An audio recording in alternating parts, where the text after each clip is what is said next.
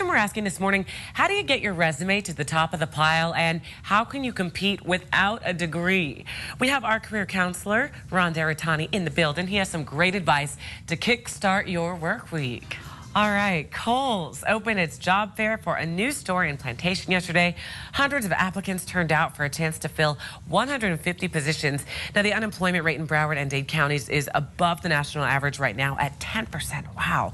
There are a lot of people out of work and a lot of qualified people who just can't find a job. So here to talk about it, talk about how you can get your resume at the top of the pile, Ron D'Aretani, career counselor and president of DMR Global Incorporated. Always wonderful to have you, Ron. I'm happy to be here, Chris. I'm glad you're feeling better. I know. Thank you so much. You're I do welcome. appreciate that. Yeah. So we're going to talk about getting a job, but specifically, if you don't have a college degree, I mean, people with a college degree and a master's degree even have problems finding a job, and the unemployment rate, 10% now. It's terrible. We need your advice, Ron. We need it. Yeah. The bottom line is, if you don't have a college degree, it's okay. Many people are not able to get a college degree, so it's not like they're lazy or something. They're not able to. So how do they compete for those jobs with people that do have college degrees? That is always the big question that we're asked. And the answer to that question is that you have to broadcast where you've been, what your specific experience is related to the needs of that position. So if you don't have a college degree, but you have specific experience that relates to that company's need, you have to let them know. If you have specific competitor background, if you worked for a competitor, if you worked for Channel 7 and you're trying to get in here, but they need a degree and you don't have one, you list the fact that you have very specific experience as it relates to that, because that sometimes can offset that. So broadcast that.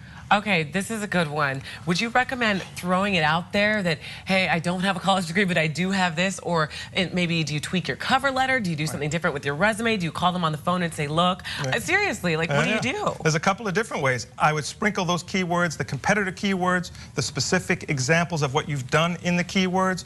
I would definitely put the fact that if you do work for a competitor, put it up there. On my recruiting side of my business, companies hire us to find specific people from competitors. So if you work for a competitor and you don't have a college degree, it's okay. Make sure they know you work for the competitor. So broadcast that right on the cover letter. Ron, there's this saying that I love. It's all about who you know. Right. How important is networking, specifically if you don't have a college degree? Right. Kristen, I'm looking to break into the television business. I want to get into WSFL.